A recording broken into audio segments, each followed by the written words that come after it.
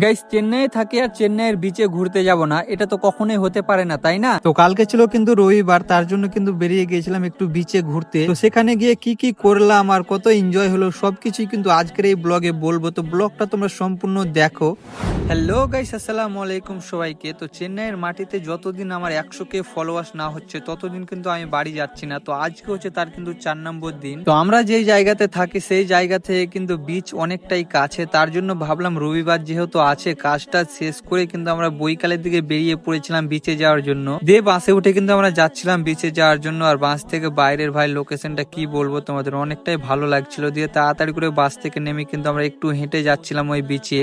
তো এখন আমরা যাব বিচে, দেখবো কেমন কি লাগছে, তোমার সাথে শেয়ার করব।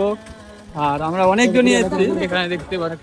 আর এখানে কিন্তু মানে ভালো ভালো দোকান আছে ভাই। হ্যাঁ, ট্যাটু তোমরা যদি করতে যাও তো এই কাকুটার কাছে চলে আসবে ট্যাটু করতে।